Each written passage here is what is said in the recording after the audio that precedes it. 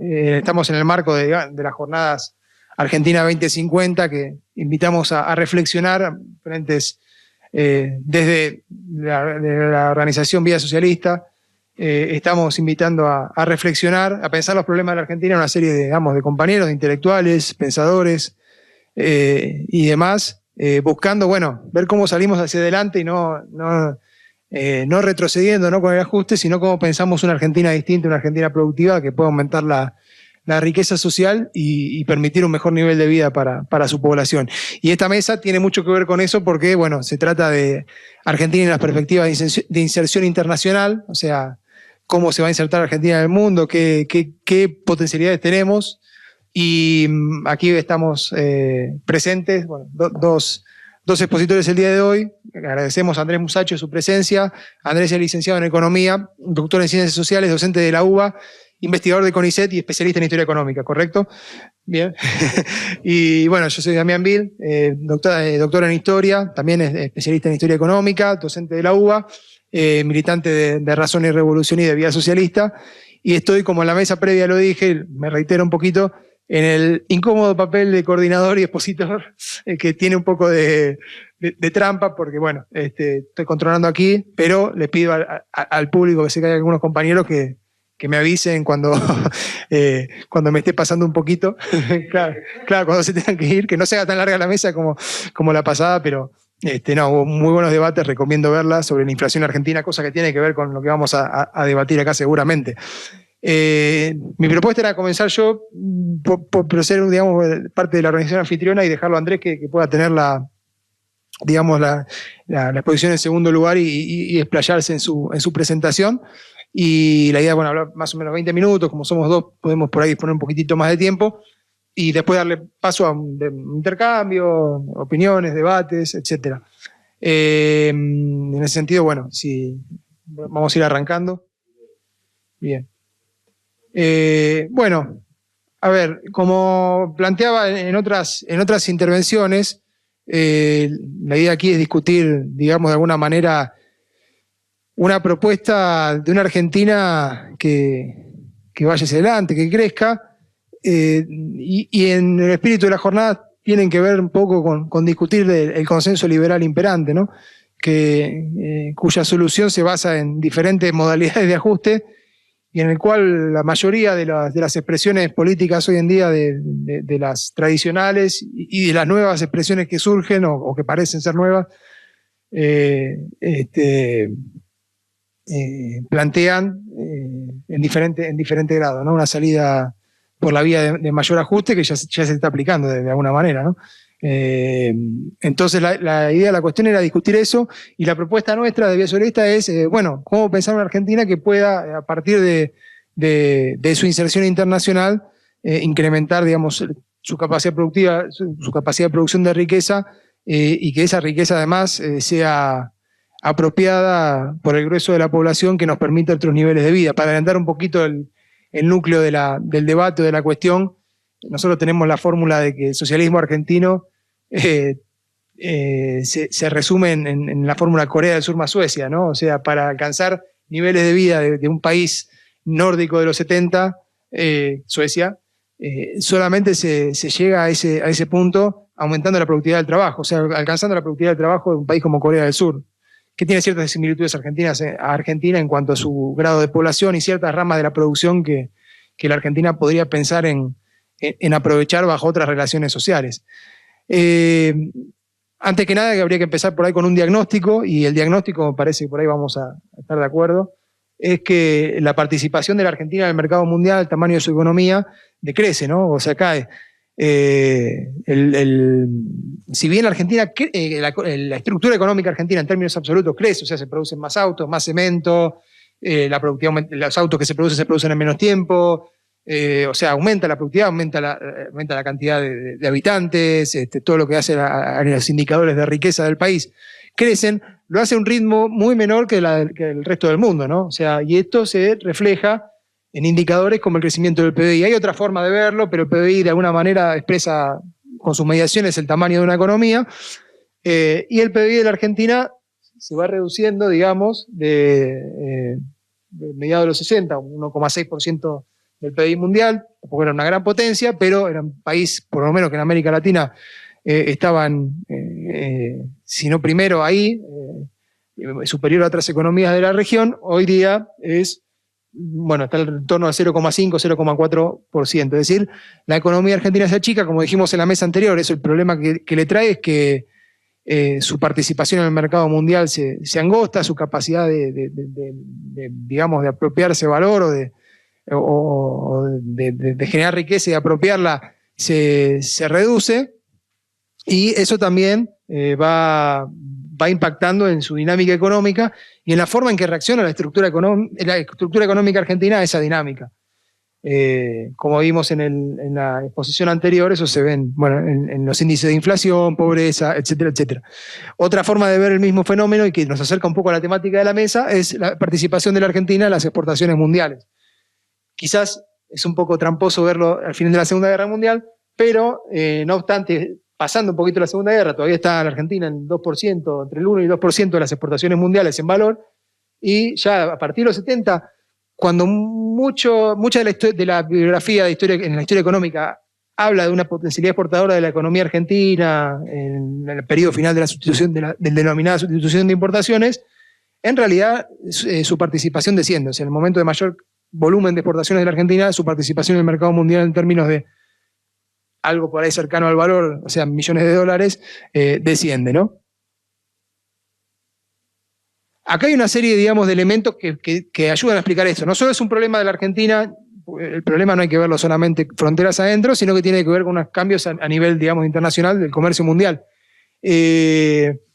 Lo que primero que hay que observar es que a partir de los 70, con los cambios productivos y la incorporación de Asia, primero Japón, de luego los tigres, Corea, Taiwán, etcétera, Singapur, y hoy día China, la producción de manufacturas que se basa en la región asiática va ocupando lugares cada vez mayores en la región, ¿no? Y lo que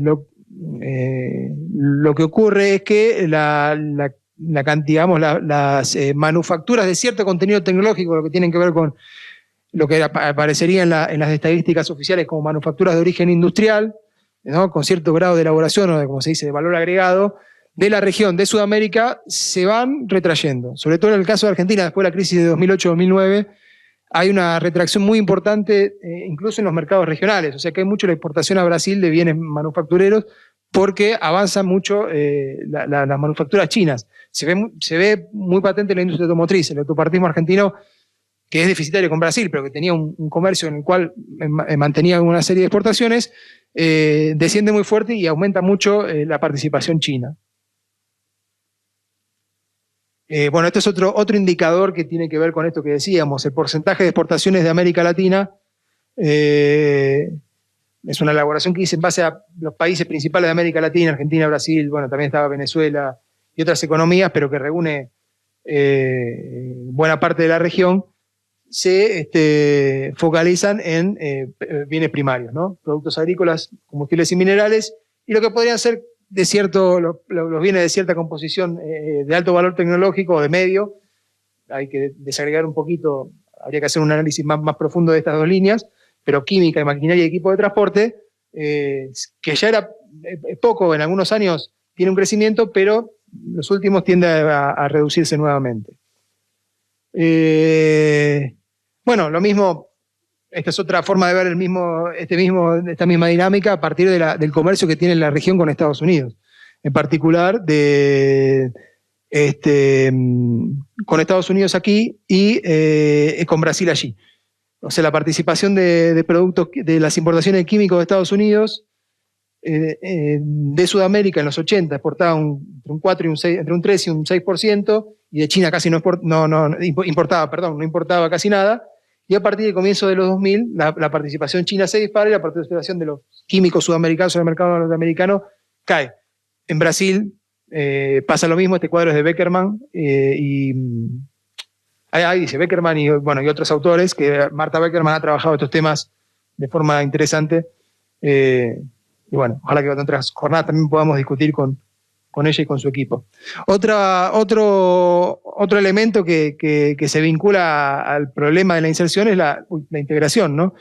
La Argentina tiene muchos sectores por ahí de ensamble final o de industrias terminales, el caso de la automotriz otra vez es muy claro, donde lo que se da es una alta importación de insumos. Entonces, esto de que es el valor de importación de autopartes o los vehículos producidos al año, tenemos que por cada vehículo producido, diferentes años, la cantidad de importación que insume cada vehículo. Y prácticamente en muchos años está casi al nivel del valor del vehículo, o sea, o muy poco, digamos, muy poca diferencia. De los últimos años, esta es una cuenta que hicimos en base a los datos de comercio exterior, tenemos que cada vehículo insume entre $10.000 y $12.000 de importación, ¿no? Eso también se refleja en el déficit que hay en la balanza comercial de esta actividad. Lo mismo pasa en el caso de Tierra del Fuego, quizás el más patente o el que más se utiliza como muestra de esto, ¿no? O sea, una industria súper protegida que ensambla productos importados, pero cuyo resultado económico son déficits muy, muy fuertes, vinculados sobre todo a la importación de partes de insumos para la electrónica y para todo lo que se produce allí, ¿no? O sea, allí una problemática que también impacta de lleno en el saldo comercial. Esto es el saldo de autopartes. Bueno, esto es lo mismo, déficit y en la matriz de importadora argentina, como se ve, o para discutir con la idea de que en la Argentina importamos muchos bienes de consumo y que ese es el problema, en realidad el grueso de la matriz importadora argentina es bienes industriales, o sea, repuesto, bienes de capital, etcétera, etcétera, ¿no? Bien. Es lo mismo expresado de otra manera, y acá se ve expresado también el mismo fenómeno de otra manera, que es el balance cambiario por actividad. O sea, cuántas divisas entran y salen por actividad. No solamente esta importación y exportación, también implica esto pago de servicios, pago de deudas con bancos extranjeros, etcétera, etcétera, pero el grueso es importación y exportación de insumos. Y se ve que el grueso de las actividades industriales en la Argentina, de industriales no agrarias, si quiere, o manufacturas de origen industrial, son deficitarias, salvo algunos casos aislados, en su balance cambiario. O sea, consumen divisas y no generan divisas. O sea, estábamos hablando también del problema de los dólares. Ahí hay un elemento también a considerar, ¿no? Y por último, digamos, dentro del diagnóstico hay un problema que tiene que ver con las escalas productivas.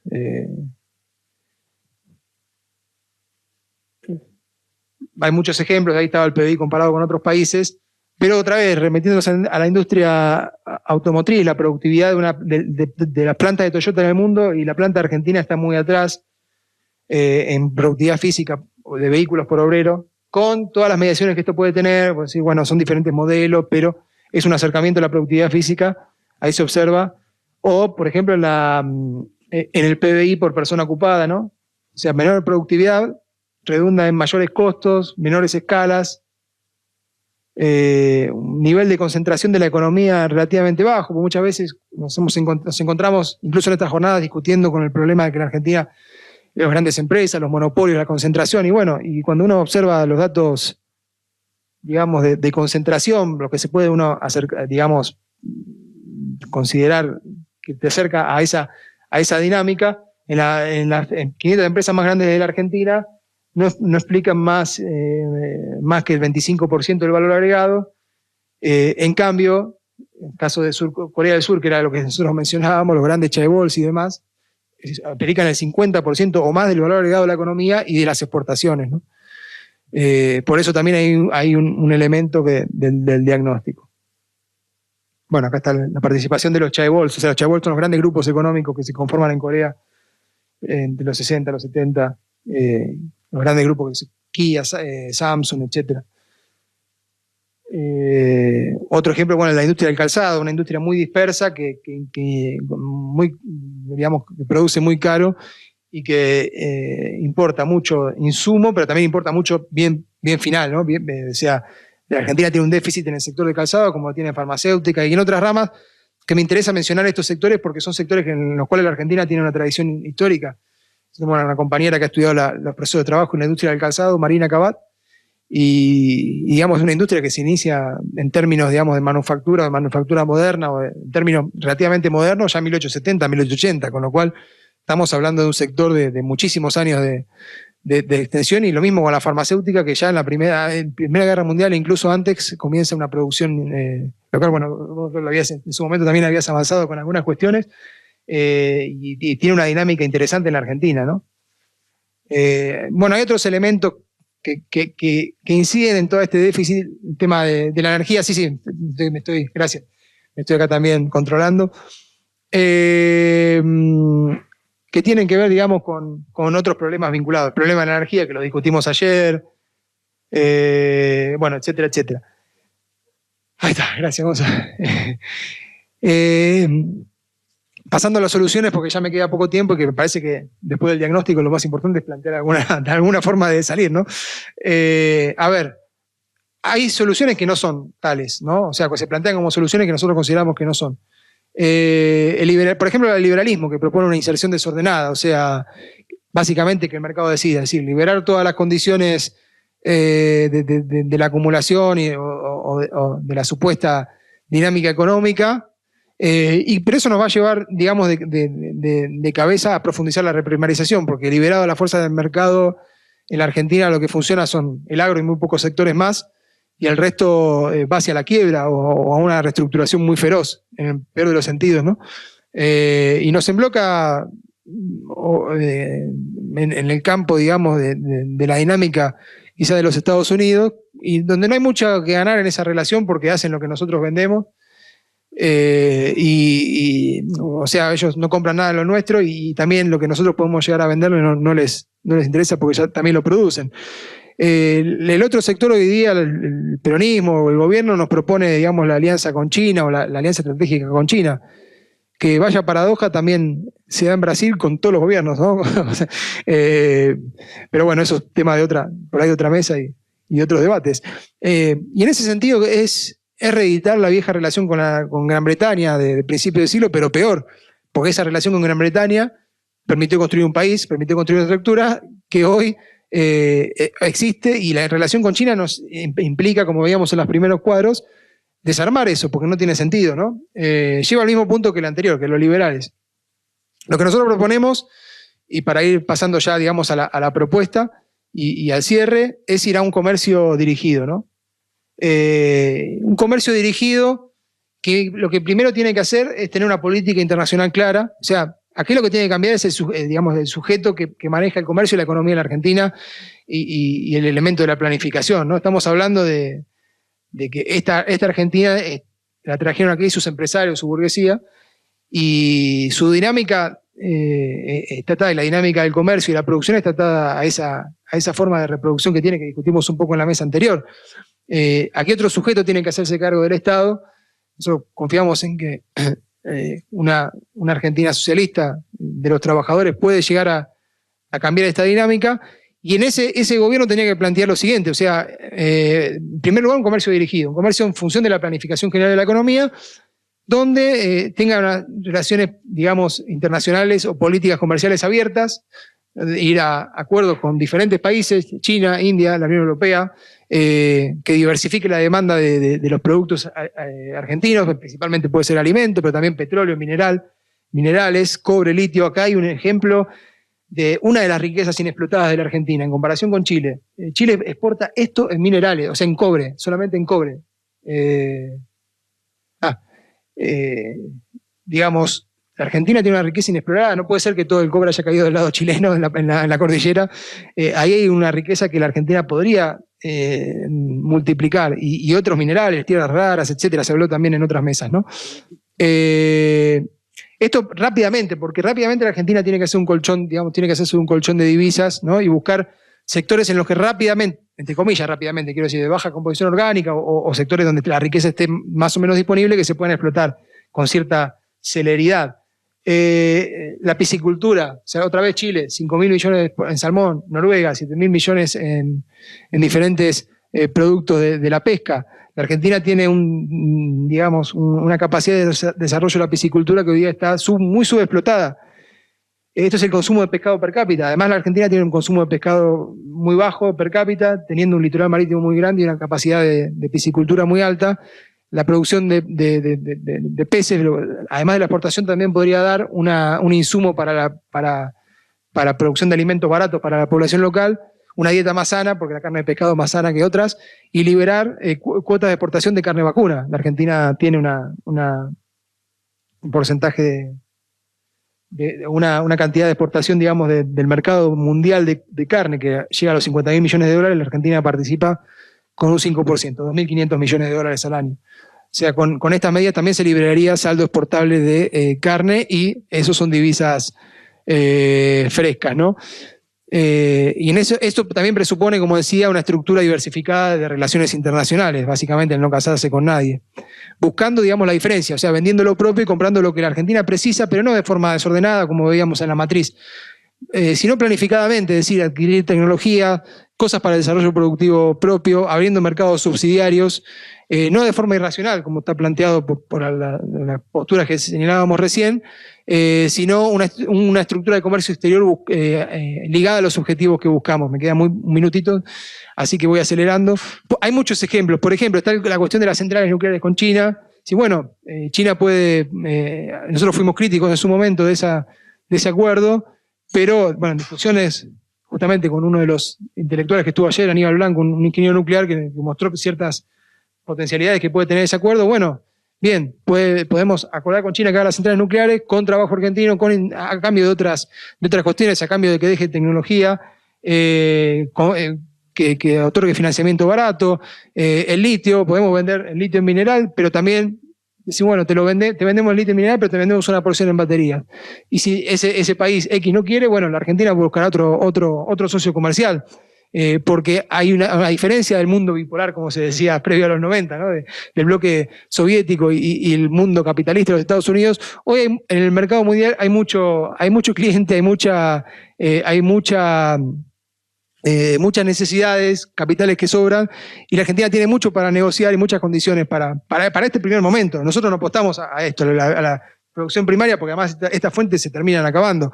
Esto tiene que ser una base para construir una Argentina, como decíamos antes, la contraposición con Corea del Sur, una Argentina de alta tecnología, una Argentina que pueda exportar tecnología nuclear, farmacéutica, química, etcétera, etcétera, que son los sectores de altos salarios. Para eso, bueno, hay que dar una base, hay que hacer una serie de transformaciones en esos sectores, concentrando la producción en manos del Estado, digamos, reemplazando también sectores de consumo interno que hoy se exportan, como digamos en los gráficos previos, con producción local a partir de la ampliación de la escala con empresas mixtas, que esa es nuestra propuesta para los sectores, por ejemplo, muy dispersos como la industria del calzado o de algunas de la vestimenta, etcétera, etcétera. Y estos ejemplos que decía del litio, hay otros ejemplos, por ejemplo, con la floricultura, parece una tontería, ¿no? Pero el negocio de la floricultura en el mundo mueve más de 10.000 millones de dólares al año, solo los Países Bajos exportan 5.000 millones, y los países de Asia demandan, es un bien que se demanda. También hemos charlado con un especialista del INTA que nos explicaba esto, ¿no? Cómo la Argentina tiene una potencialidad muy grande en ese sector, cómo puede exportar ese producto y generar divisas frescas y darle una base a otro país. Es decir, preparar una estructura que baje la dependencia de las importaciones claves y que el comercio exterior funcione como parte de una estrategia o instrumento de una dinámica, de un objetivo más general, ¿no? Básicamente como filosofía de un país que planifica. Así que bueno, esa era en resumidas cuentas, para ir cerrando y no ocupar más tiempo, dejarlo a Andrés también exponer nuestra propuesta. O sea, un comercio dirigido, un comercio que apunte a las ventajas que tiene Argentina en lo inmediato, pero en función de generar una base o un plafón para el desarrollo de una Argentina de alta tecnología, dirigida por otro sujeto social, obviamente, y cuyo resultado, cuya riqueza sea apropiada por el conjunto de la población. Bueno, después podemos seguir en el debate, pero nada más. Gracias. Y le paso la palabra a Andrés. Hoy seguramente me van a notar medio lento, acabo de llegar de un largo viaje que se inició hace 30 y pico de horas, así que estoy todavía en el aire. Pero bueno, me gustó mucho que me invitaran y entonces vine, a pesar de que debería haberme dedicado a comer asado y dormir la siesta. Y traje una presentación que hice hace poquito en Portugal, en donde tomaba la cuestión de los países periféricos. Veo que también tiene algunos errores de tipeo. Y a partir de ahí podemos empezar a pensar algunas cuestiones más específicas de la Argentina. Yo quería empezar con un diagnóstico desde otra perspectiva, con un diagnóstico de plantear en qué mundo se va a insertar la Argentina, sobre todo porque yo tengo la impresión de que estamos en un momento de quiebre. Y entonces ese momento de quiebre implica hacia adelante una serie de cambios muy fuertes en la economía mundial, que tenemos también que tener en cuenta a la hora de pensar el proceso. Ese cambio en algunos casos puede ser discutible en lo que respecta a algunos fenómenos concretos, pero me parece menos discutible los efectos que está causando en ese proceso. Enseguida van a entender qué es lo que quiero decir con esto. Yo creo que hay yo voy a jugar con dos momentos. Primero, lo que llamé postales de un mundo contradictorio, porque el elemento que voy a resaltar es que el mundo no está yendo en una dirección. Hay contradicciones muy claras planteadas y con esas contradicciones tenemos que vivir y encontrar espacios donde meter nuestra propia estrategia. Y justamente yo creo que ese carácter contradictorio nos da la posibilidad de entrar mucho más sencillo con una propuesta pensada desde adentro. Y el segundo elemento, o la segunda parte, va a tener que ver con cómo vemos, cómo nos metemos ahí o no, o cómo no nos metemos. Eso es otra dirección, otro elemento con el que uno puede jugar. ¿Hasta dónde la Argentina tiene que tener una estrategia de inserción internacional fuerte, o hasta dónde es más necesario pensarse desde adentro y hacia adentro? Es parte del debate. Vamos a las postales de lo que yo llamo un mundo contradictorio, un mundo de trincheras también, con un telón de fondo que es la crisis ambiental, y que debería... Bueno, se ve que se quemó el bosque. Esto era un pequeño video muy cortito de una tormenta muy fuerte que viví hace poco en Misiones. ¿Cómo? Sí, no importa. Era una cuestión más. Ver 30 segundos de una tormenta y plantearse algunos elementos. Vuelvo para atrás, da lo mismo, porque no es importante tener la foto, pero ahí uno puede plantearse si esa crisis ambiental es real o es inventada. Y ahí tenemos discusiones muy, muy intensas. Lo concreto es que, de todos modos, buena parte del mundo se está encaminando a combatir esa crisis ambiental con políticas específicas que tienen que ver también con el comercio internacional, que tienen que ver con los tipos de inversiones que se realizan o no, tienen que ver también con determinadas estructuras morales de negocios. Sobre eso vamos a hablar un poquito más adelante. Y entonces ese elemento, por afuera de la discusión sobre el contenido concreto de la crisis ambiental, que yo creo que en buena parte existe, pero más allá de eso, aunque no existiera, genera algunas condiciones importantes para pensar políticas hacia adelante. Y nos obliga a pensar algunas cuestiones en función de eso. En ese contexto es que tenemos un mundo también cambiante en materia de comercio y estructuras productivas. Tenemos, por un lado, una profundización de algunos elementos que uno podría denominar de la globalización, cadenas globales de valor que se siguen profundizando, Lo de cadenas globales es interesante porque en realidad nos saca la cuestión de la acumulación de capital del foco de la discusión. Esto lo debatíamos hace algún tiempo en las jornadas de economía crítica. No me termina de convencer el término, pero es fácil de entrar sin necesidad de explicar también media hora otro tema. En ese contexto aparece una muy fuerte presencia de conglomerados digitales. Para quienes les interese la cuestión, hay un trabajito mío que salió publicado hace un mes y medio en nuestra revista del Instituto Ciclos, donde analizo las nuevas condiciones de explotación y de acumulación de plusvalor a partir de la economía digital, que tiene mucho menos que ver con la productividad y mucho más que ver con la explotación de una visión ampliada de lo que es la acumulación originaria y de extracción lisa y llana de plusvalía absoluta, más que la cuestión de la plusvalía relativa, y bueno, por supuesto, la economía de rentas como elemento central. Esos conglomerados digitales plantean una dinámica, plantean una lógica todavía más globalizada que la que uno veía en los años 90, 2000, tratando de escindirse incluso del espacio físico y tratando de, desde el espacio virtual, controlar los procesos que de todos modos necesitan contenido físico concreto, y ahí también la discusión, la desmaterialización es imposible sin una fuerte base material que sostiene la acumulación de capital y la acumulación de plusvalor. Entonces, no hay desmaterialización, no hay posibilidad, al menos por ahora, de escindirse de el espacio concreto, porque en algún lugar tiene que estar el servidor. Entonces, de una forma o de otra, aparecen vínculos con el territorio.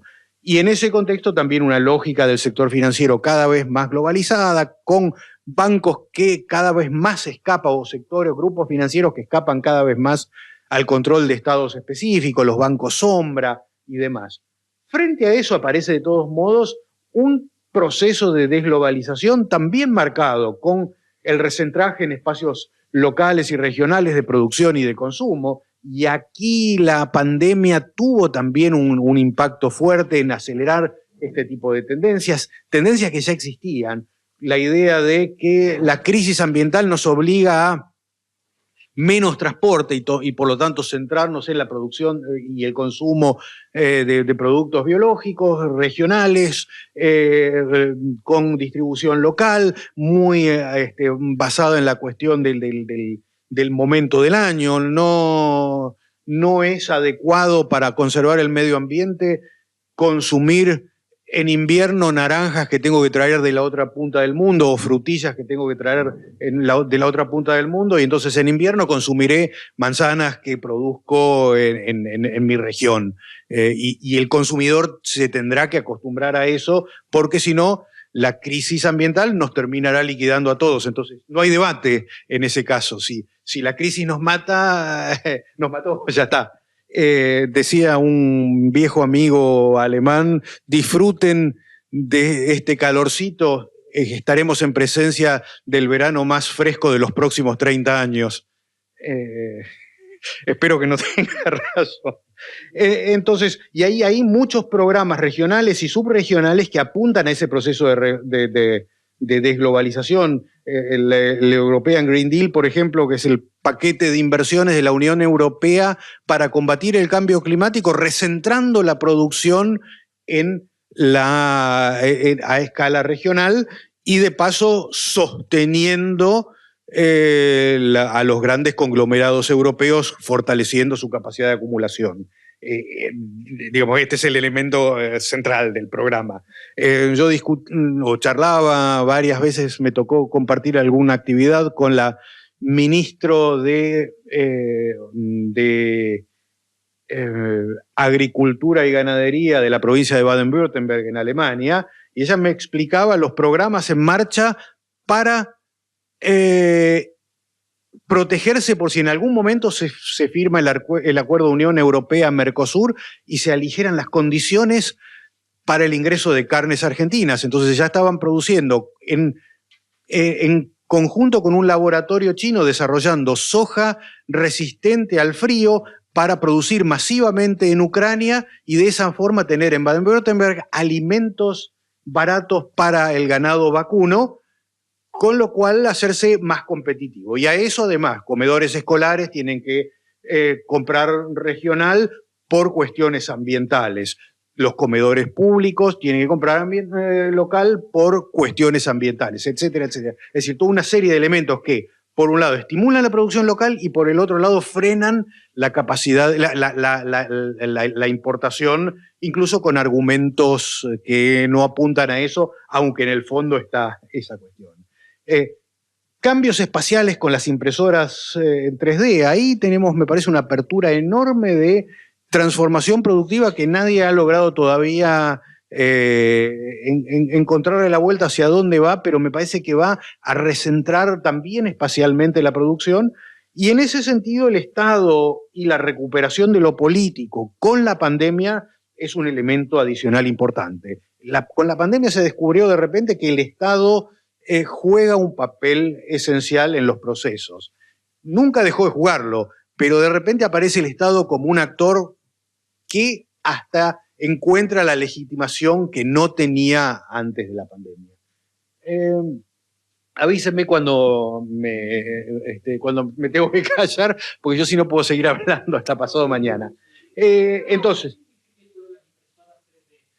impresoras que imprimen en tres dimensiones, entonces uno puede, vos programás objetos en determinados programas y tenés distintos procesos. Hay 4 o 5 procesos básicos de impresión diferentes, pero entonces vos podés comandar la producción de determinados productos a partir de impresoras, con lo cual te ahorrás una cantidad importante de trabajo. Podés tercerizar ahora, en lugar de mandar a producir las cosas a Ceilán, a Sri Lanka, podés producirlas con poca mano de obra localmente y tercerizar el diseño de los productos en lugares donde te ofrezcan técnicos baratos, con lo cual transformás por completo las estructuras productivas. Y lo que se está experimentando ahora es no solo impresión con derivados del petróleo, con plásticos y demás, sino que directamente con cadenas de ADN, con productos similares, por ejemplo, a la carne. El que está experimentando eso es, por ejemplo, KFC, el productor de pollo frito, competidor de McDonald's, imprimir en 3D carnes para no tener que matar a los animales y entonces hacerse de nuevo moralmente consumible. Nosotros no matamos, imprimimos nuestras patas de pollo sin matar al pollo. Es un tema que yo creo que abre puertas, no sé hacia dónde va a salir disparado, pero es un elemento que uno tiene que tener en cuenta hacia adelante porque puede cambiar seriamente determinadas estructuras productivas. De hecho, incluso con algunos procesos más tradicionales, tomando el proceso de digitalización, la captura y transmisión de datos asociada al funcionamiento de maquinarias, vos ahora podés imprimir los diarios que antes los imprimías en un solo lugar, mandás directamente el archivo y se imprime en distintos lugares, con lo cual vos te ahorrás el transporte del diario físico, exactamente. Entonces, ahí tenemos... Claro, ahora podés imprimirlo directamente ahí. Pero el tema central es menos eso y mucho más la posibilidad de imprimir bienes, de imprimir autopartes, de imprimir microchips, de imprimir pata de pollo. Eso es más una cuestión experimental, pero te muestra hasta dónde puede avanzar. Y imprimís casas o partes de casas, con lo cual te transforma de manera importante las cadenas productivas, que es el elemento que me interesa más tener en cuenta. Entonces, en ese contexto, la cuestión de los procesos productivos, el colapso climático, implica también algunos elementos a tener en cuenta, porque tenemos conviviendo dos matrices productivas diferentes. Una matriz productiva que tiene que ver con la producción de los viejos bienes y servicios contaminantes, los grandes cruceros que todavía siguen siendo un elemento central de la industria turística, por ejemplo, como uno de los tantos ejemplos. Ahí podemos meter el automóvil a combustión interna, etcétera, etcétera.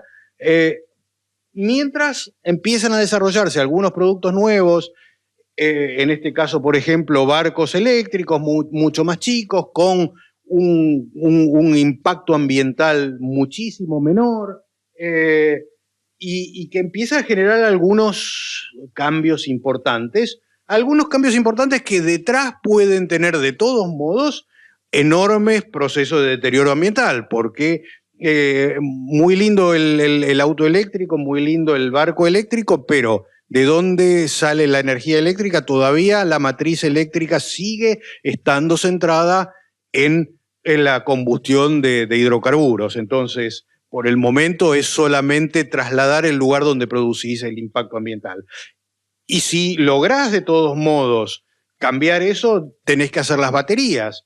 Y esas baterías pueden ser de litio, y ahí tenemos un problema ambiental importante que puede ser también un problema político importante, porque siempre recuerdo yo este viejo tuit de Elon Musk donde justifica en términos de nosotros tenemos que defender las políticas contra el cambio climático, y si eso nos obliga a echar a la mierda a un tipo como Evo Morales porque nacionaliza la industria del litio y no nos deja determinar cómo, dónde y cuándo se explota el litio, pues habrá que hacer el golpe de Estado. Tenemos el derecho moral de hacer un golpe de Estado por razones climáticas. Entonces, esos procesos pueden también estar vinculados a problemas políticos muy serios para quienes tenemos recursos que pueden ser centrales en esa política de cambio climático. Entonces ahí hay que estar también muy, muy preparados a pensar que una política de reinserción internacional puede también estar acompañada de turbulencias enormes en el plano de la política internacional y de la intervención de algunos estados en nuestros países. Mientras tanto, tenemos comercios y estructuras productivas que también se muestran fuertemente contradictorias, procesos productivos tradicionales, la vieja jaula donde se mandan los obreros para la mina hacia abajo, y que tiene como centro fundamental ganancias, ganancias y más ganancias, donde externalizamos el impacto ambiental y eso hace abaratar los costos, donde el impacto sociolaboral también está externalizado, y si uno explota a los trabajadores hasta reventarlos, bueno, es el costo de producir, y así funciona el capitalismo y así funcionó siempre, y en ese contexto la gran movilidad del capital sigue poniendo como un elemento central la competencia entre los colectivos de trabajadores para no perder su empleo, reduciendo estándares laborales, reduciendo salarios, y esto funciona en la Argentina, esto funciona en Taiwán y funciona también en Alemania, donde el deterioro de las condiciones de trabajo en los últimos 20 años o 30 ha sido enorme. Entonces, por un lado, eso sigue funcionando, y mientras tanto aparece una nueva ética empresaria con la economía del bien común, con el reciclar productos para no seguir impactando sobre la naturaleza, porque en última instancia se nos va a acabar la arena, entonces reciclemos la arena que ya habíamos usado en el pasado, donde algunas normas de la Organización Internacional del Trabajo empiezan a ser tomadas en cuenta para sostener una economía mucho más amigable incluso con los trabajadores, donde aparecen regulaciones estatales y sellos que le muestran al consumidor que está consumiendo productos éticamente más saludables, y la sociedad civil tiene que consumir esos productos. Claro, bueno, la clase media alta alemana se puede dar el lujo de consumir esos productos con todos los sellitos. Vayan a decirle a un tipo que trabaja 23 horas por día en La Matanza y con eso alcanza a comprar la lechuga más contaminada que hay, porque lo único que puede comprar, no, pero vos tenés que comprar productos amigables. Si no resolvemos, por un lado, si no resolvemos la contradicción central de la distribución del ingreso, es muy difícil avanzar en esa nueva ética empresaria. Pero además, esto sigue funcionando a base del combustible central del capitalismo, que es la plusvalía, y en ese contexto, ¿cómo se despliega la competencia? El tipo que produce con todas estas normas ambientales, sociales, tiene un costo mucho más elevado que el tipo que externaliza todo.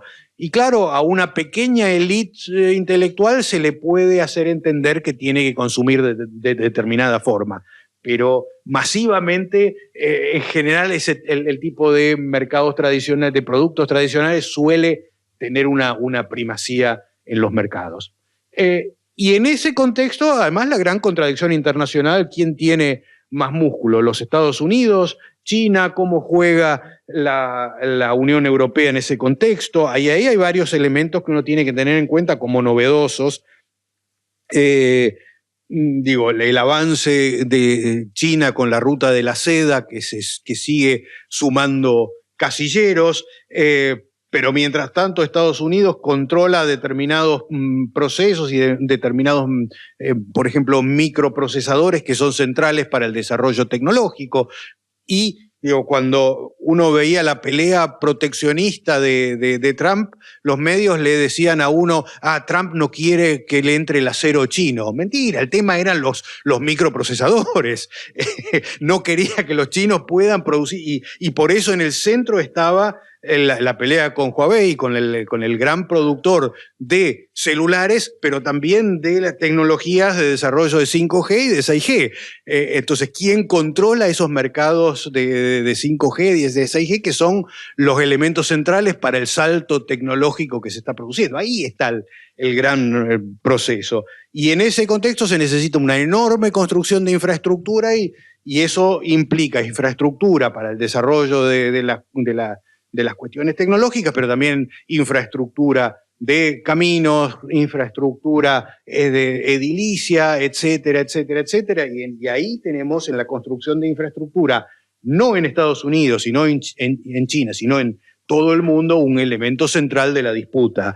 Y el otro elemento central de la disputa, la infraestructura, tiene que ver con la extracción de recursos naturales. Bien, entonces ahí hay otra gran puja.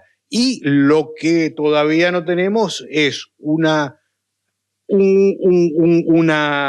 proceso que nos lleve a determinadas normas de convivencia. Estamos en pleno proceso de despliegue de la guerra y de ver, en realidad fui muy de salón. Quería poner quién la tiene más larga, pero todavía están midiendo. Entonces, pero en esa medición tal vez tenemos nosotros la chance de jugar con las contradicciones. Y en ese contexto, la guerra como de Ucrania como catalizador, con el proceso, con la aceleración de la crisis capitalista internacional, la inflación, los problemas de energía, alimentos, la aparición de vulnerabilidades muy fuertes en todo el contexto internacional, con un comercio internacional que además ahora se torna cada vez más conflictivo, con cambios importantes en las conductas de los habitantes. Yo estuve los últimos meses en Alemania, y lo que hacíamos todos era apagar la calefacción y consumir y calentar con madera.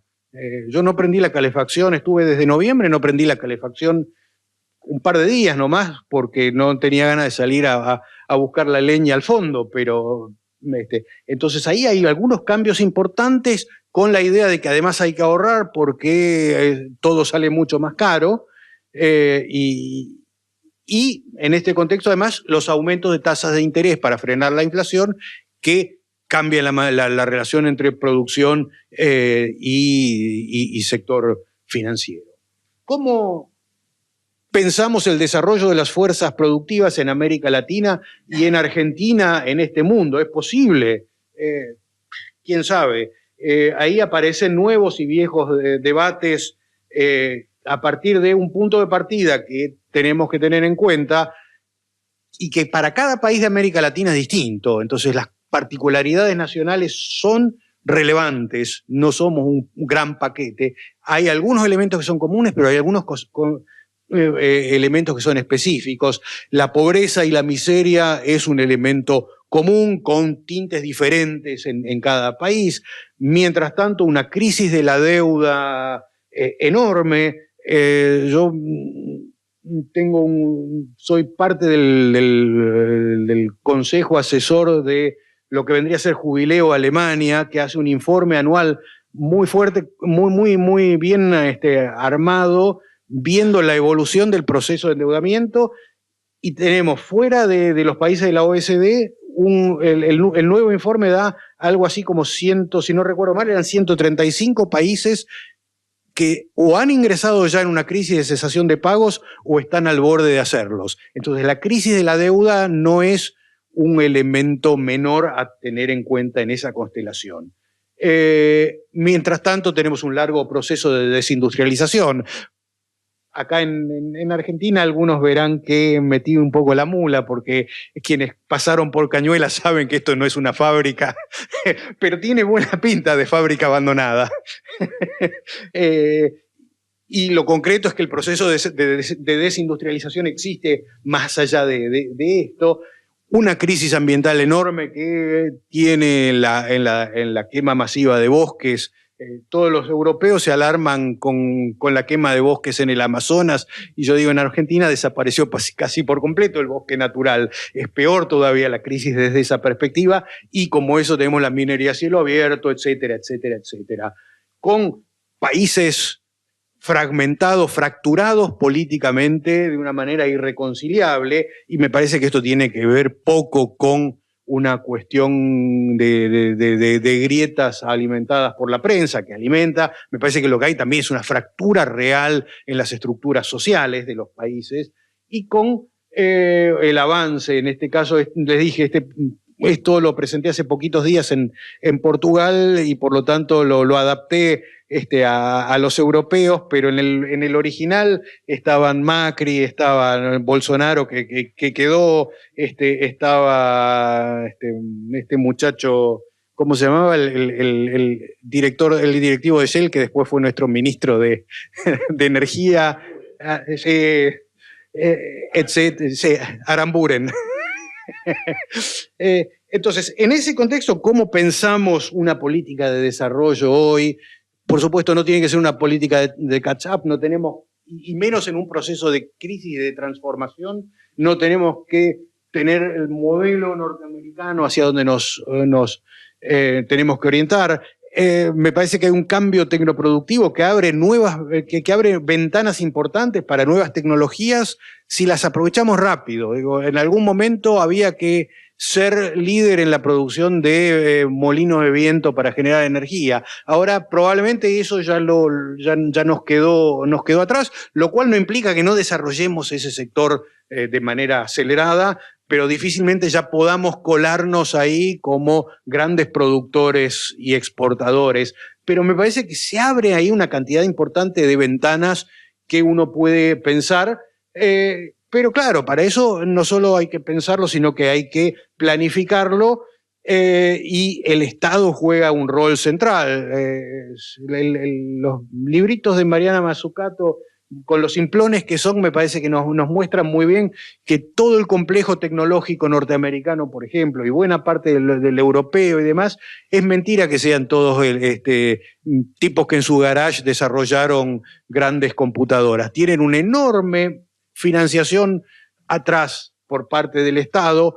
Tiene que ver también, y esto para nosotros tiene que ser un elemento tabú que no debemos ingresar, la economía de guerra juega un papel central. Digo, yo siempre les digo a mis alumnos, miren la página de Boeing. Fíjense cuán poquitos son los aviones aerocomerciales y fíjense cuántos aviones de guerra muestran en la página. Esos aviones de guerra los financió el Estado. Con esos aviones de guerra pudieron financiar el cambio tecnológico que después aplican a la producción civil. Entonces, es mentira que Boeing sea un gran generador de tecnologías a partir de su propio reciclaje de la plusvalía. Se lo financia el Estado. Y para eso digamos, necesitamos un plan con prioridades, con ritmos, con una buena matriz de insumo-producto, que además de nuestras, digamos, los objetivos hay que definirlos, pero a partir de ahí también tenemos que ver en esos objetivos qué vamos a necesitar de materias primas, qué industrias intermedias son necesarias. Y ahí la planificación me parece que es central. Entonces, las políticas estatales para promover el despliegue de los sectores activos es enorme. No basta con armar políticas que sean parejas para todos. El problema del desarrollo de las fuerzas productivas, insisto, el desarrollo de las fuerzas productivas, no el desarrollo en el aire. Esto es uno de los dos elementos con los que juega Marx, lo toma de List, y alguna vez busquen cuántas veces cita List a Marx en el Capital. Muy poquito en el último tomo, tengo mi explicación de por qué, pero ese desarrollo de las fuerzas productivas necesita de políticas específicas activas que necesitan también la otra pata de la que hablaba Marx, que sobre qué estructuras sociales se apoya, y entonces ahí tenemos otro elemento central. Bueno, entonces, en este contexto tenemos estilos diferentes de desarrollo que algunos hemos visto con Damián que son bastante peligrosos, como el modelo neoliberal y profundizar en la estructura de ventajas comparativas que tenemos.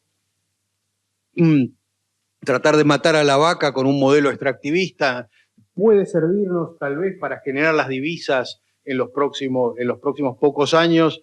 Habrá que sopesar ahí cuánto reventamos para cuánto sacamos, y una perspectiva de un desarrollo de fuerzas productivas planificado con sectores prioritarios, con un ritmo intenso, es esencial. Ya voy cerrando, entonces para eso el elemento de la diferenciación es central. No es lo mismo Portugal, Irlanda, Argentina o Brasil.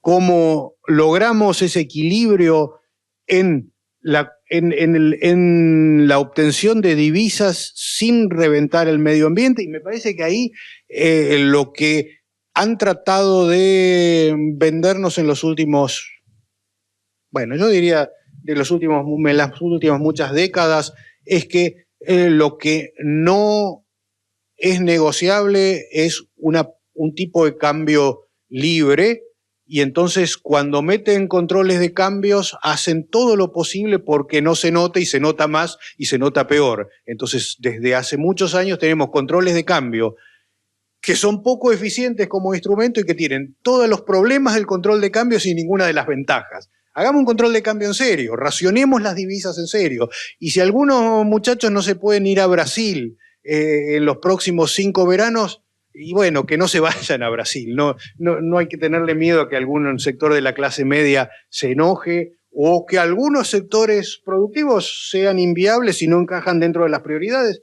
y no reciben divisas, o que las paguen más caras. Curiosamente, el modelo ideal de control de cambios es el del viejo Pinedo de los años 30. Un viejo conservador y liberal como Pinedo nos pone a mano un instrumento exquisito, y decimos, no, porque eso está mal, es moralmente cuestionable. Y tenemos que seguir permanentemente la cuenta corriente como elemento central, y ahí la cuestión de la deuda nos llevará a algunas discusiones importantes. Y en ese contexto hay que hacer una transformación cuantitativa y cualitativa de la demanda, o tomar en cuenta la transformación cuantitativa y cualitativa que se está produciendo en la demanda externa para repensar también el perfil productivo en lo que respecta al sector exportador. Si el sector exportador debe liderar o no el proceso de transformación interna, yo soy bastante reticente a pensar eso, porque entonces nos vamos acomodando a las necesidades del resto del mundo y no a nuestras propias necesidades. Y, por supuesto, lo que planteaba Damián, por ejemplo, cómo explotamos algunos elementos que van a ser centrales hacia adelante, pero nosotros, no desde afuera, ni los chinos, ni Tesla, cómo explotamos nuestros recursos naturales, jugando con nuestras necesidades de mantener un perfil ecológico razonable, de transformar nuestra propia estructura productiva interna, y por lo tanto, tanto la demanda como la transformación de esos productos tienen que estar pensados desde adentro, y ver hasta dónde nos conviene. Bien, yo diría que, última laminita, cómo hacer política exterior en este contexto, que era lo que nos juntaba aquí.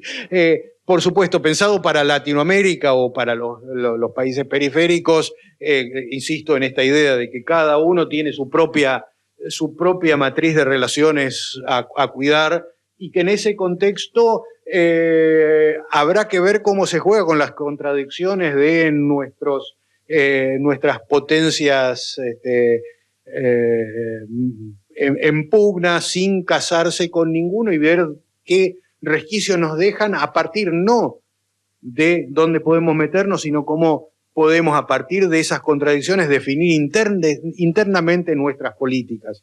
Alguna vez trabajé sobre los años 60, principios de los años 60, las relaciones de Argentina y de Brasil con Alemania, y mientras Argentina hacía todo lo posible porque Alemania Occidental no se molestara si nosotros teníamos algún vínculo con la Alemania democrática, con la Alemania oriental, que era el elemento central de la política exterior alemana, Brasil, mientras tanto, tensaba la cuerda y llegaba casi hasta el reconocimiento de Alemania oriental como país. Y a partir de ahí logró multiplicar, creo que era por 4, la asistencia al desarrollo de Alemania Occidental, que Alemania Occidental compensaba reduciéndosela a la Argentina. Total, Argentina no jode con esas cosas. Bueno, ahí tenemos un ejemplo de cómo se juega con esas contradicciones. Y a partir de ahí también tenemos la necesidad del desarrollo de nuestros propios recursos naturales, de nuestro control de recursos naturales, esperando que no se produzcan este tipo de fenómenos como como los acuerdos de libre comercio, como ejemplo el de Europa con la Unión Europea con el Mercosur. Pero digamos, ese es el tipo de elementos que nos traban el proceso de desarrollo de nuestras fuerzas productivas, y que sea posible una articulación que puede empezar desde la región, pero a partir de elementos que nos permitan potenciar los modelos de desarrollo interno. Bien. Podría seguir toda la tarde, pero ya tengo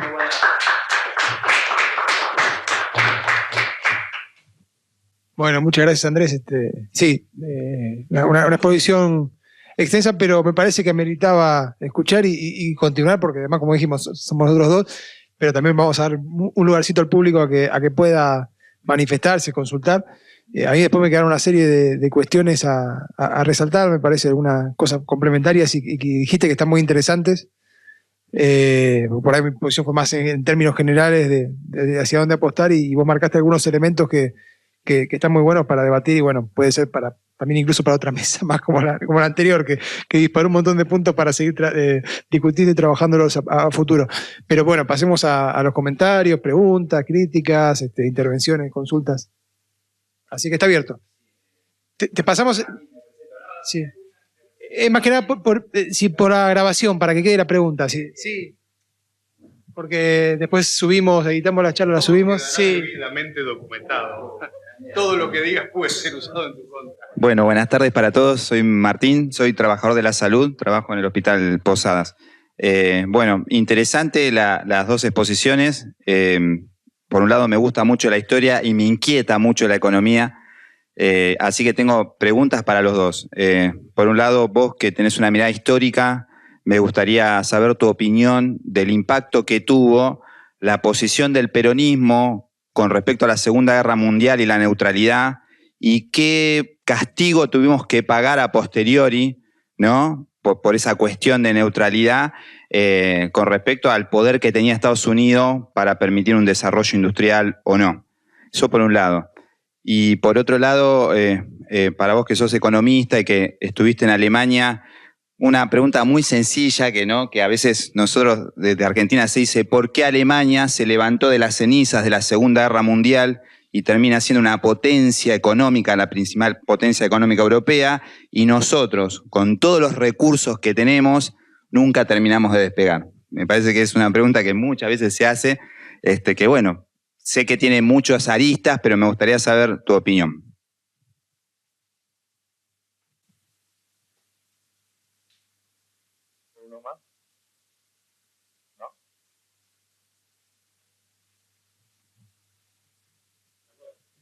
Ah, bueno, sí.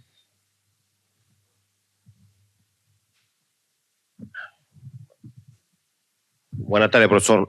Una pregunta. Ya que usted estuvo en Alemania, ¿cómo se manifiesta la crisis como tal dentro del conflicto de Ucrania-Rusia?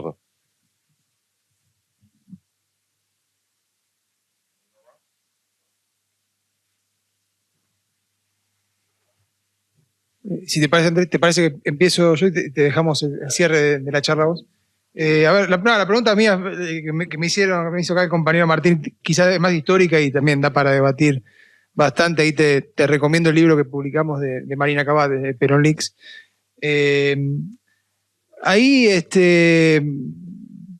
por ello relativizaría el elemento de la neutralidad en función, digamos, del desarrollo industrial, porque lo que quizás se ve más afectado, y no tanto por la neutralidad, sino por una dinámica económica y la presión del sector agrario norteamericano a la salida de la Segunda Guerra, es toda la cuestión del boicot y demás, y el plan Marshall, ¿no? O sea, la Argentina se ve desplazado de mercados agrarios vía digamos, la expansión de la producción americana y el suministro, digamos, de bienes agrarios a otros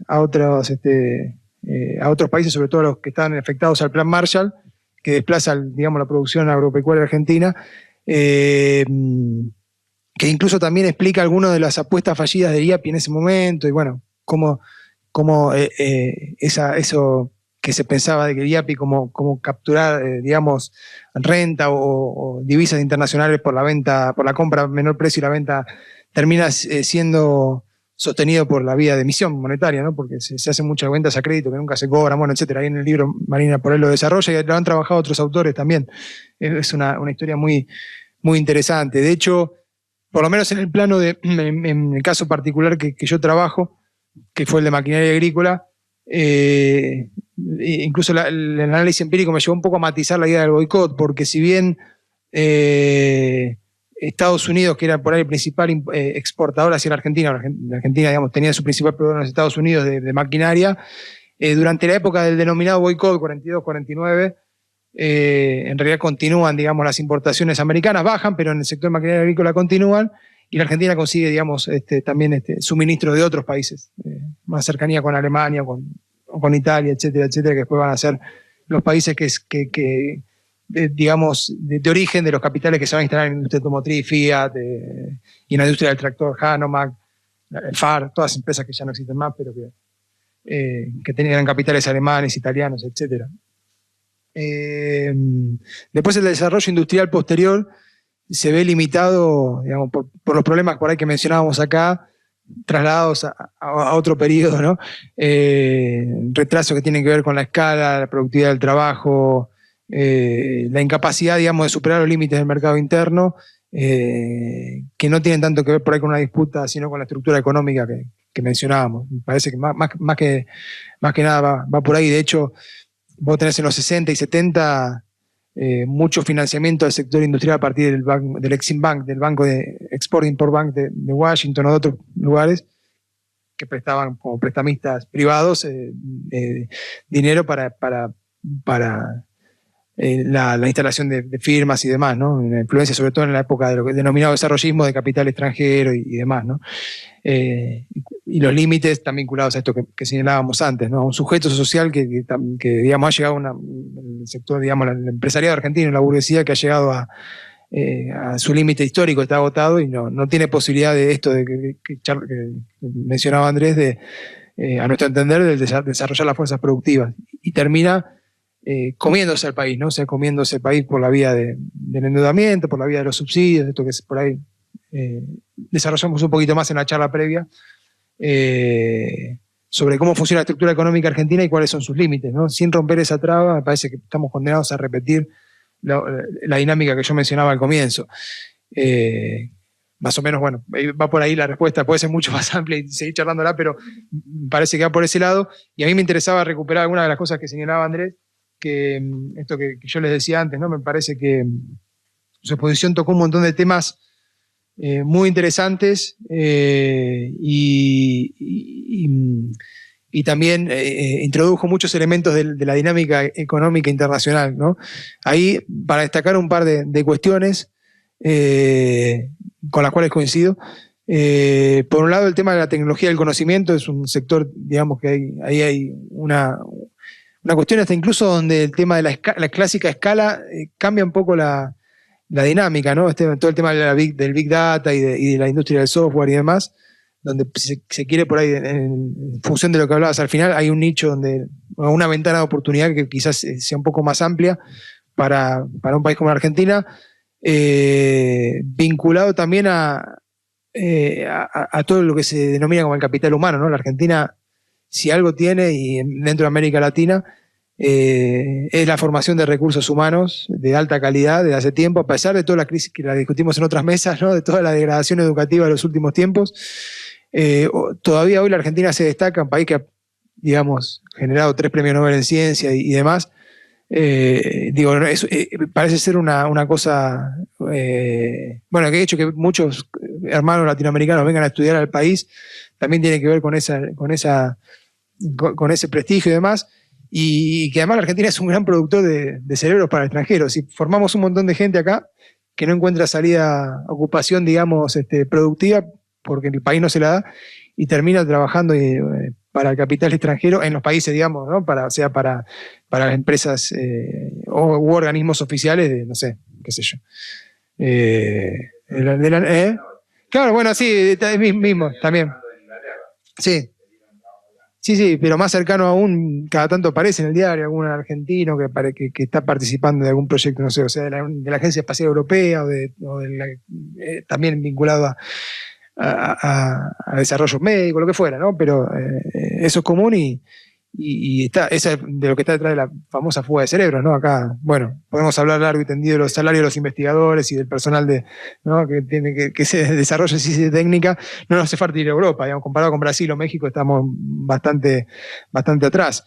Eso, bueno, por un lado ahí hay un sector a explotar, sobre todo, incluso en muchas actividades, por ejemplo, otra vez, maquinaria agrícola. Mucho de la competencia internacional está pasando por eso, por no tanto quién maneja el fierro, quién hace el mejor fierro, quién hace la mejor máquina, sino quién maneja el Big Data, ¿no? Quién maneja todo el servicio de satelital que te indica el rendimiento, el gasto de combustible, que te indican desde las concesionarias, desde la agencia, de que te vendió la máquina, te avisan cuándo tenés que cambiar el repuesto tal, porque si llegaste a los 20.000 kilómetros de uso o a lo que fuera, o a las 20.000 horas. ¿Y dónde? Claro, de todo, digamos. Y entonces, bueno, de eso hay un negocio ahí donde acá, vinculado a esta capacidad cerebral de desarrollo, digamos, de conocimiento que tiene la Argentina, se puede explotar y de hecho, bueno, se hace.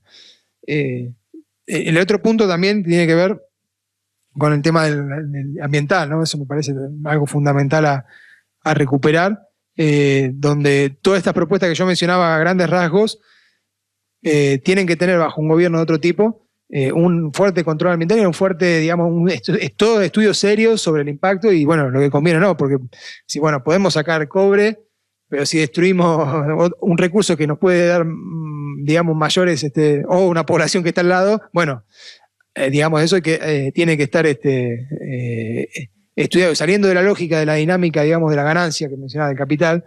eso se puede hacer de forma mucho más sustentable o amigable con el medio ambiente, el tema de las energías, que ayer lo estuvimos discutiendo. Nosotros tenemos una propuesta de ir hacia un paradigma nuclear, una energía mucho más limpia, en la cual, otra vez, la Argentina tiene un desarrollo de hace 70 años, siendo líder en el mundo en producción de reactores para usos medicinales y de investigación, ¿no? Bueno, INVAP y todas las empresas, la CENEA y todas las empresas vinculadas al desarrollo nuclear, que ayer comentaba, les recomiendo después cuando se suba a ver la charla de ayer de energía, donde estuvo Aníbal Blanco, un ingeniero de la CENEA, y que nos desarrolló cómo la Argentina tiene una posición, digamos, con mucho reconocimiento internacional, ganando licitaciones internacionales en Europa, en los Países Bajos, en Oceanía, en Australia. O sea, ahí también hay un punto a explotar. Después la cuestión de la guerra comercial es interesante por ahí para otro debate, para el de las relaciones, pero evidentemente hay un punto en que el modelo de desarrollo chino se va agotando, ¿no? El tema de los bajos salarios, y China intenta saltar a capturar, digamos, los sectores de tecnología más desarrollada, y ahí coincido que se abre toda una disputa y una pugna, bueno, que un gobierno tendrá que hacer los análisis necesarios para poder aprovechar estas situaciones. El tema de los sectores, bueno, estoy totalmente de acuerdo también. ¿Qué hacemos? ¿Industrializamos? ¿Exportamos commodities? Acá la propuesta que yo traía tenía que ver con, primero, al corto plazo hay que generar una base, digamos, de divisas y demás, y ahí tenemos un montón de recursos que están vinculados con sectores de baja composición orgánica o más primarios, si se quiere, y los hidrocarburos, porque decimos, bueno, si vamos a una base nuclear, los hidrocarburos, en vez de quemarlos en Argentina, quemar dólares básicamente, ¿qué es eso? Los podemos exportar. El paradigma fósil va a seguir funcionando por un tiempo, aunque obviamente hay que apostar a reducirlo. Sobre todo, bueno, lo que nos pueda tocar a nosotros, poder reducir ese consumo. Por lo menos, bueno, fronteras adentro para empezar. Y la última, y cierro, interesante el tema de los planes y el ejemplo de Boeing, ¿no? Y ahí la reflexión que a mí me surgía y que tiene que ver con un poco la dinámica o uno de los ejes de estas jornadas, del sujeto que va a llevar a cabo esa transformación, ¿no? Parece que en estos países estos planes funcionan, ¿no? Digo, en Estados Unidos, el papel del Estado, etcétera, porque detrás está Boeing, justamente, ¿no? O sea, el sujeto que está detrás de ese Estado es la burguesía más poderosa del mundo, más concentrada económicamente. Y en el caso argentino, o Elon Musk, a pesar de lo mal que nos pueda caer, digamos, no se puede negar su carácter empresarial, y ese también su tuit o sus actitudes también lo dejan en claro, ¿no?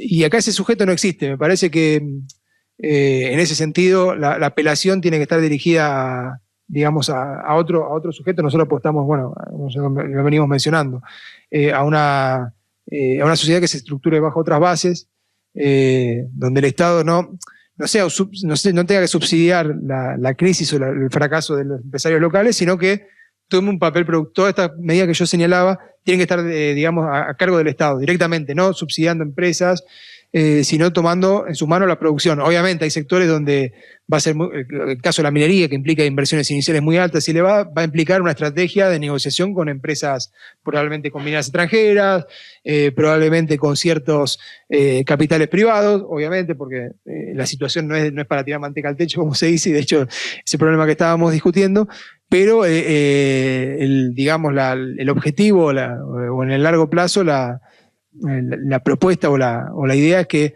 esto vaya ligado a la participación del Estado como productor y no como un Estado subsidiario que termina, digamos, regalando la riqueza para que no se termine haciendo nada o termine en fracaso tras fracaso. Me parece que por ahí ese punto para ponerlo y debatir y dejarlo pendiente por ahí para próximas intervenciones, me parecía importante destacar. Después, bueno, como te decía, bastante de acuerdo en un montón de los puntos que planteaste, que son por ahí la letra más, el hilado más fino de todo un plan más general, ¿no? Me parece muy interesante la exposición.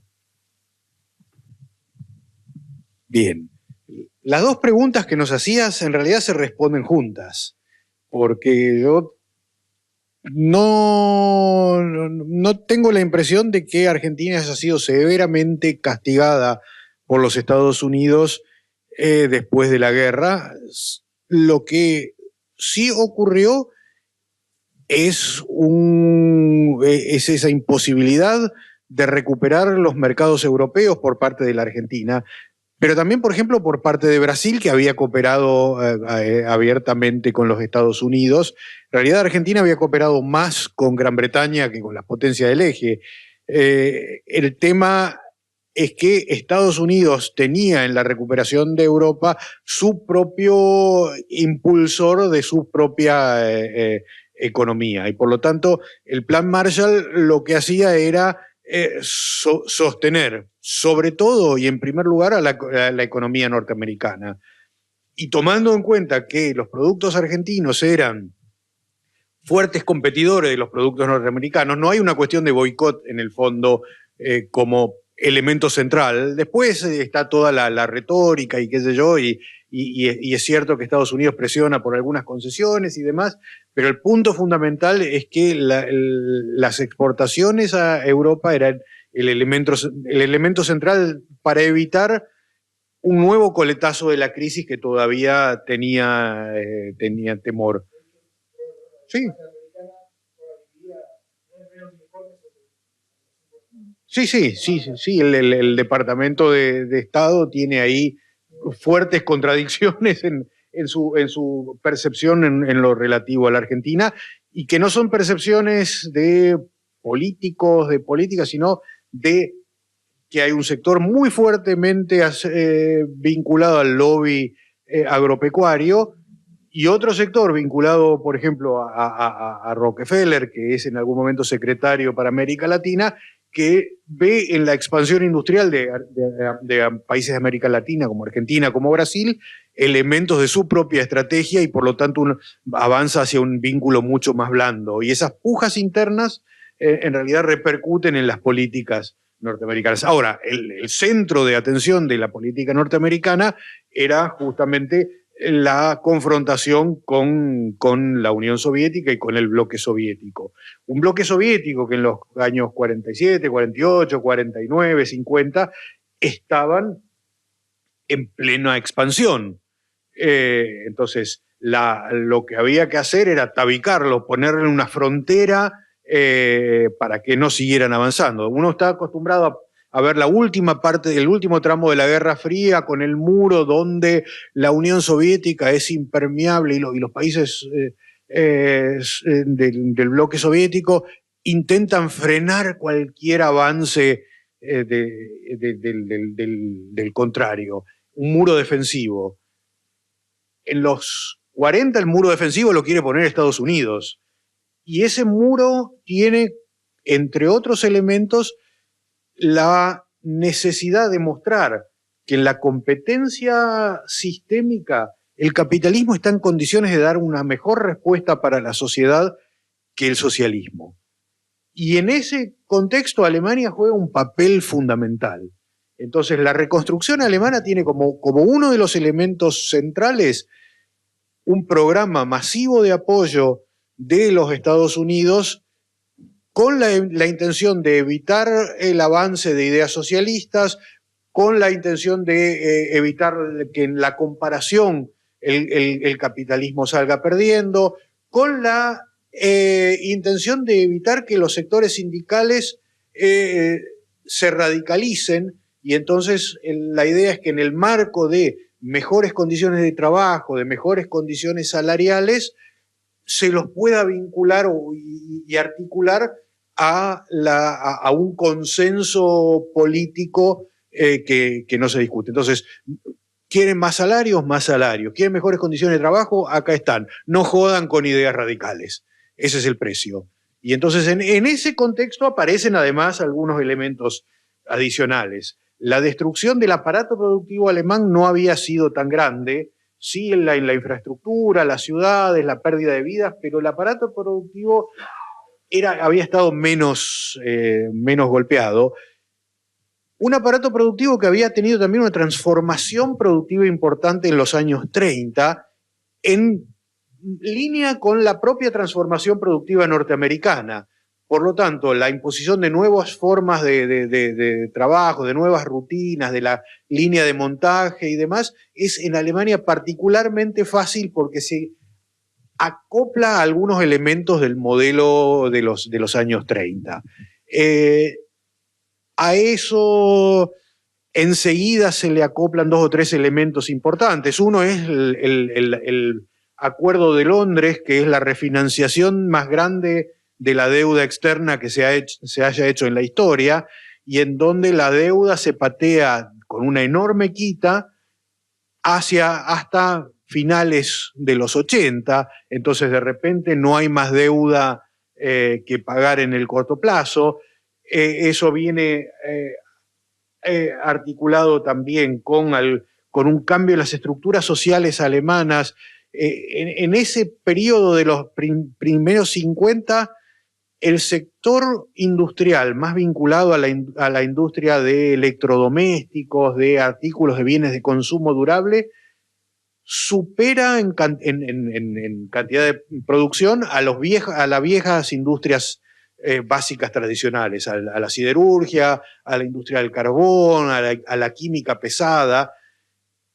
Y eso es un cambio, además, en la matriz política del sector industrial, que empieza a ser liderado por un sector que está atado al mercado interno. Entonces, si la siderurgia, si los grandes varones siderúrgicos, petroquímicos y qué sé yo, jugaban con las peores condiciones de trabajo posible, con salarios miserables, el productor de automóviles, de heladeras, de lavarropas, necesita de salarios crecientes para poder avanzar. Y eso permite una articulación con sectores sindicales amigables para un fuerte shock expansivo. Y esto viene acompañado con algunas políticas que terminan de cerrar el paquete y que se desarman recién en los 90, como por ejemplo un muy fuerte impuesto a las grandes fortunas que lo impone la democracia cristiana a principios de los 50 y que lo saca la socialdemocracia en el 99. Y que es uno de los elementos centrales del debate actual. El debate actual, y entonces con eso cierro con la segunda pregunta, tiene, me parece, 2 aristas. Por un lado, la crisis coyuntural con un fuerte impacto inflacionario que acelera una distribución cada vez más polarizada del ingreso, pero que se viene encadenando desde los 80 y que se acelera sobre todo en los 90 y en el primer tramo de los 2000, con una precarización creciente del empleo que también tiene ese periplo. La crisis del 2008 se permite una recuperación o se la combate con una recuperación que mantiene la participación del salario en el ingreso, pero a partir de formas de empleo cada vez más precarias. Entonces, no hay una redistribución entre salario y capital visible, pero sí una precarización fuerte del empleo, que también nos muestra una polarización en la distribución del ingreso dentro de los sectores capitalistas. Entonces está el problema de cómo satisfacer la demanda de energía inmediata, porque las sanciones implican también no comprarle gas a la Unión Soviética, y Alemania es particularmente dependiente del gas ruso, no soviético. Si no entramos en la discusión de que con la vacuna rusa se viene el socialismo, cuando la Rusia actual no tiene nada que ver con un modelo socialista, sino que es su antítesis. Sí, el chip comunista en un país gobernado por la ultraderecha. Bueno, pero aparte de eso, pero eso pone en descubierto también algunos problemas estructurales vinculados a una pobreza creciente, a una fractura social creciente, a la necesidad de algunas transformaciones importantes y a la crisis ecológica y la limitación de los modelos, de algunos modelos. Digamos, la visión que tiende a imponerse es que debemos ir hacia un capitalismo limpio en la era del postcrecimiento. Y ahí yo me cago de la risa, porque digo, el postcrecimiento significa un país que no puede crecer más porque ya ha atravesado o ya ha superado su capacidad de absorción ecológica. ¿Y qué haces con la acumulación de capital? Pero además de eso, digo, si nos mantenemos en un esquema capitalista, el elemento central es la acumulación de capital, es la inversión para obtener ganancias que se reinsertan en el proceso productivo.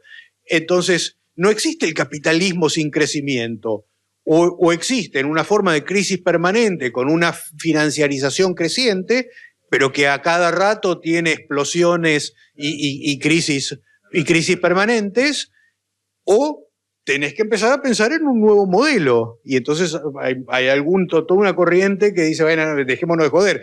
Podemos ir al postcrecimiento, pero en una economía socialista, no en una economía capitalista, porque no existe la lógica capitalista que te permita pensar eso. ¿Qué haces con los excedentes?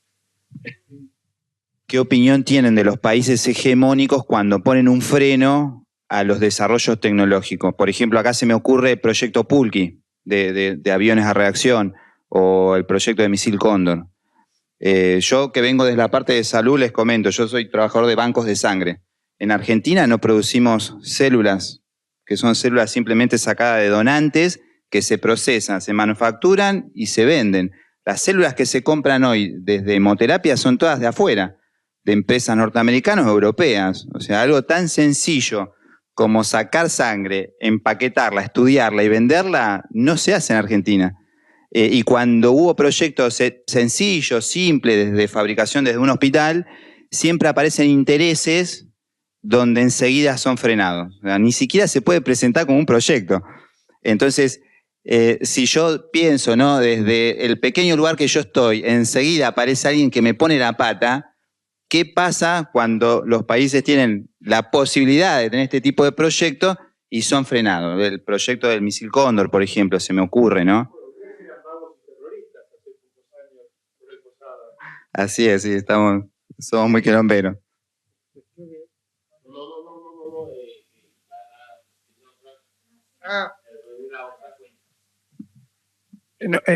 Breve, a ver, sí, da para mucho, parece que va para ver cada caso particular. Yo creo que pueden aparecer, digamos, intereses particulares. El caso que dijiste vos del Pulqui, habría que ver si realmente como producto era realmente una promesa o fue, digamos, más que un proyecto que parece que no sé si funcionaba tan bien. Yo me acordaba por ahí de cuando mencionaste el Pulqui, también, sí. Bueno, hay otro, yo iba a decir también iba a decir un ejemplo en contrario, que ayer estuvimos charlando de eso y recomiendo el libro de Mario Mariscotti sobre el secreto de Huemul, ¿no? O sea, cómo se inicia la energía nuclear en Argentina, que es, digamos, tiene ribetes dantescos toda la situación con Richter y la fusión nuclear. Bueno, claro, iba a poner ese ejemplo, ¿no? El primer, cuando se empieza, digamos, no cuando se empieza el desarrollo nuclear, pero cuando la Argentina quiere invitar a algunos científicos de la ex, bueno, se lo estaban rapiñando todos los países del mundo, estaban rapiñando a los científicos que habían quedado sueltos de la ex del Reich, ¿no? Y cuando la Argentina hay que invitar a un académico alemán, o que, digamos, había unas iniciativas, empieza todo en Estados Unidos, como una revista científica, alguien publica un paper diciendo que Argentina tiene intención de construir una bomba nuclear, y empiezan presiones internacionales. Claro, pero a lo que vos puedes en el desarrollo posterior, la Argentina desarrolla energía nuclear sin ningún inconveniente. Hay algunos elementos ahí con el enriquecimiento de uranio, cuando aparece la posibilidad de enriquecer uranio, dicen, bueno, no, ojo, porque esto puede ser utilizado como energía nuclear, pero igualmente el desarrollo posterior, si el negocio, digamos, más o menos continúa en el país. Hay muchos ejemplos en ese sentido, ¿no? Donde la Argentina ha desarrollado tecnologías que son utilizables, pero que después o se masifican o por ahí no las puede explotar. El caso de otra vez vuelvo a mi tema, que es de la maquinaria agrícola. La cosechadora automotriz es un invento argentino, digamos, de Sunchales, ¿no? Un tal Rotania que adapta el motor de combustión a una cosechadora. Y no obstante, la comercialización masiva la hace la Massey Harris, digamos, es una empresa de origen canadiense, norteamericano. Que ahí otra vez vuelvo a los límites, digamos, de la estructura industrial argentina, y o sea, puede aparecer esto que decís vos, ciertos elementos, que hay una presión, no hay intereses, pero en general hay muchos inventos, muchos desarrollos argentinos que no son, sí, ya vamos terminando, que no son, que no se pueden desarrollar por la falta, digamos, de escala, de rentabilidad, y que son desarrollados por otros países. Nos están cortando, así que lo dejo a Andrés cerrar con la respuesta sobre esto. Sí. Bueno, como decís vos, podríamos estar toda la noche o la tarde, así que directamente cerremos aquí, pero tal vez una breve referencia. Justamente en ese momento, más o menos por el momento del Pulqui, se abre una ventana que es el hecho de que el mundo se mueve en otra parte, la Guerra Fría, y eso genera una desconexión en un terreno que es seguro, porque en última instancia América Latina es seguro hasta la Revolución Cubana, que permite ciertos desarrollos que normalmente se trata de cortar de raíz. Y no se puede cortar de raíz solamente, me parece, cuando es un proyecto de la sociedad que la sociedad lleva de manera sostenida hacia adelante. Bien, cerremos acá porque si no... Bueno, muchas gracias, Andrés, muchas gracias a todos. Gracias por invitarme. Y además invitamos, continúan las jornadas, hay varias mesas, jubilados y sistema previsional, va a estar Eugenio Semino, Nicolás Villanova, desarrollo económico y medio ambiente, con varios expositores, la situación de los trabajadores, el rol de los sindicatos, va a estar el perro Santillán, bueno, la política internacional hoy, bueno, y después la mesa de cierre, homenaje a Salvador Allende, a 50 años del golpe en Chile, con Joan Garcés, Igor Gojkovic y Eduardo Sartelli. Así que bueno, hechas las invitaciones, los dejamos. Muchas gracias.